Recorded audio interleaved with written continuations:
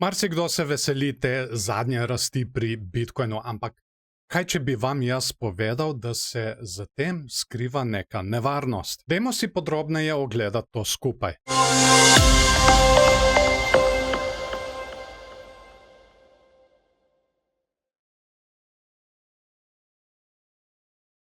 Ta video bo kar kratek, zaradi tega, ker želim samo opozoriti na trenutno dogajanje na dnevnem grafu, to je Bitcoin napram Tetru.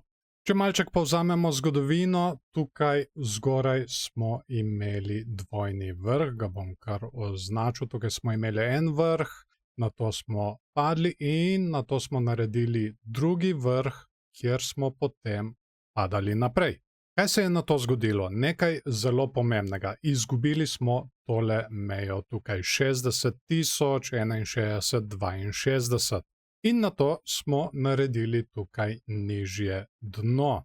Zdaj, kar mene skrbi za naprej, je predvsem tole. Tukaj smo imeli tale kar precej globok padec. Padli smo iz tam nekje 71, 72 tisoč, vse do tukaj do te meje 60 tisoč in na to smo jo izgubili.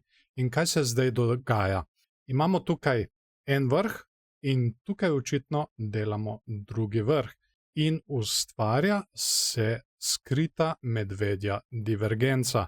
Zdaj malček moramo še počakati, tukaj tale vrh, kje se bo končal. Če se bo dejansko končal tukaj, kolikor pričakujem, to bi bilo tam nekje na 61, 62 tisoč, lahko pa smo zavrnjeni že tukaj na 60 tisoč, kjer smo trenutno. No, kar hočem reči, je malček moramo še počakati, da ta vrh ustvarimo. Ampak predvsem je zanimivo tukaj dogajanje na RSI, ker tukaj imamo tale vrh, očitno bomo naredili nižji vrh, medtem ko RSI pa že dela tukaj višji vrh. Bom označil še tukaj na gibanju cene, ampak kot sem rekel, tukaj tega vrha po mojem še nismo naredili. Po mojem lahko gremo še višje do tam nekje 61, 62 tisoč. No in kaj se nam tako ustvari? Ustvari se nam skrita medvedja divergenca. To pomeni, glede na to, da smo prej imeli padec, da mi lahko nadaljujemo s padanjem. Torej, izgubili smo mejo 60 tisoč, zdaj imamo kot neke vrste popravek navzgor in potem bi lahko glede na to, odvisno, kje bomo zdaj naredili vrh, padali naprej in to vse do tele označene meje tukaj na okoli 50 tisoč. Trenutno na nadaljevanje rasti tudi nakazuje stokastika RSI, ki se še ni križal navzdol. Zdaj, da spremenim mnenje, seveda obstaja tudi bikovska opcija, bi bilo treba, da pač pridemo tukaj gor, osvojimo nazaj mejo 60 tisoč, 61, 62 in naredimo višji vrh.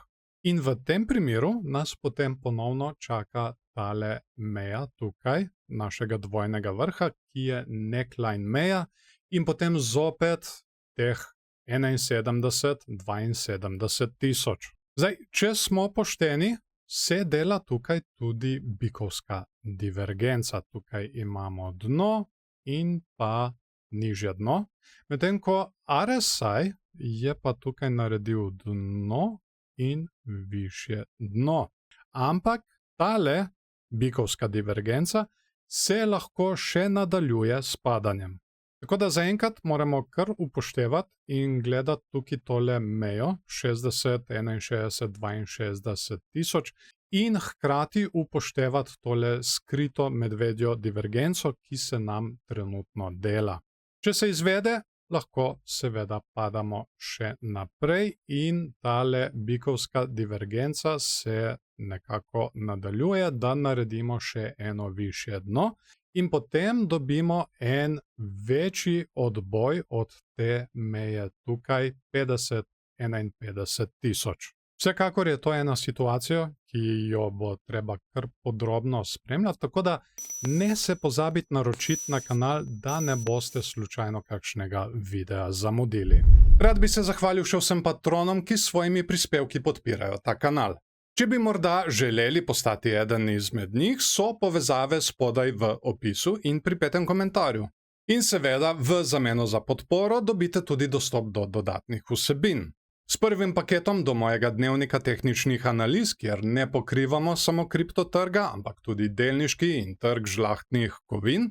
Z drugim paketom višje, pa dobite dostop tudi do moje Discord skupine.